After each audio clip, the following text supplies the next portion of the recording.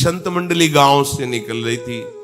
पूछा, यहाँ कोई श्रद्धावान है? आज हम रात में रुकना चाहते, कोई मंदिर, कोई बगीचा, देवालय जहां अपने ठाकुर को विराजमान करके रात भर शयन कराएं, सुबह चले जाएंगे। तो उन्होंने उपहास करने के लिए एक वैश्या का बगीचा था, वो बताया, हाँ बहुत बढ़िया पवित्र स्थान है, वहां जाओ।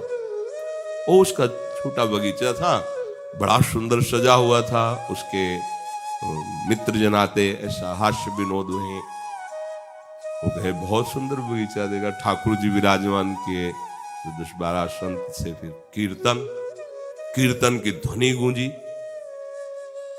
वैश्या ने महल बना हुआ तो वहां से देखा, अरे मुझ नीच के बगीचे में कीर्तन की ध्वनि।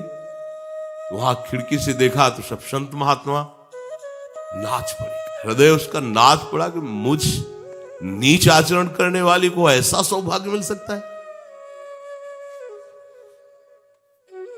फल मेवा आदि और कुछ अर्थ आदि लेकर के रखा, प्रणाम किया दूर से और कहा, भगवान ये बगीचा इसी दासी का है, पर पहले हमारा परिचय सुन लीजिए। हम शरीर बेचकर जीवन यापन करने वाली वैश्या है।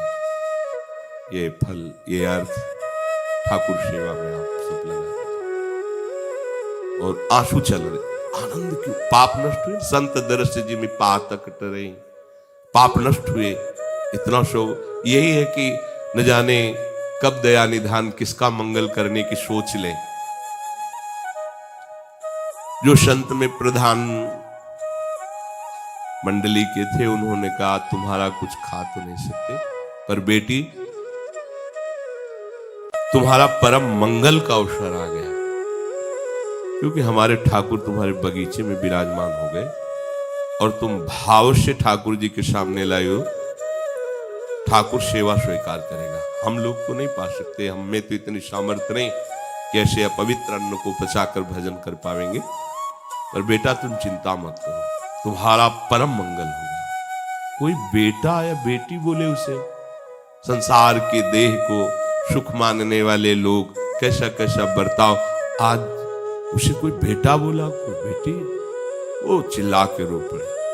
अब तो कृपा पे कृपा होती जाए।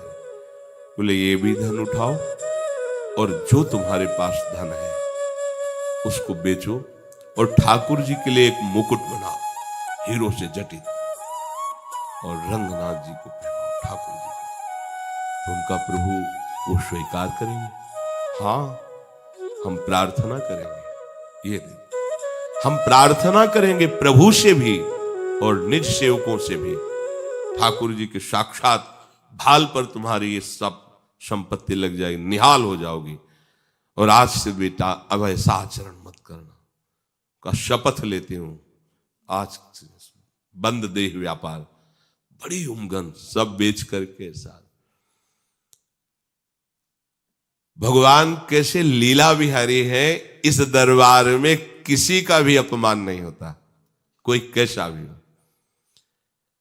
वहां कुछ वार्ताएं हुई कि वो आचार्य कोटि के महापुरुष थे कि वैश्या, तो वैश्या भगवान की नहीं है, भगवान के तो सब जन हैं। भगवान ने आदेश किया, आप चित सुदुराचारो भजते मामनन निभाग, आपको मुकुट धारण करवाना होगा ठाकुर जी को। वो लाएगी आप ठाकुर जी। हाँ ठीक है। मुकुट तैयार हो गया। संत सभा के सामने मुकुट लेकर थाल में नजदीक पहुंचने ही वाली थी, कदम रोक दिया। क्या हुआ बेटा? बोले प्रभु दुर्भाग्य साथ नहीं दे रहा। नहीं, क्या हुआ क्या? बोले मासिक धर्म से युक्त हो गई। वैश्या ऊपर से मासिक धर्म से युक्त, हाथ में मुकुट है, वो एकदम भगवद आवेश में होगा। तू आगे बढ़। तो जो सेवक जन थे उन्होंने विरोध किया, नहीं धर्म के विरुद्ध है। तो उनका धर्म के विरुद्ध अगर है तो प्रमाण देंगे ठाकुर जी। अगर धर्म युक्त है तो ग्रीवा झुक जाएगी सरकार की और ये मुकुट पहनाएगी अपने हाथ से, और धर्म विरुद्ध है तो ग्रीवा नहीं झुकेगी। सब ने देखा कि श्री विग्रह की ग्रीवा झुक गई और उसने स्वयं मुकुट धारण कराया। ये ऐसा करुणामय दर्शाव, सिद्धांत एक तरफ, भगवत प्रेमी महात्माओं का संकल्प एक तरफ।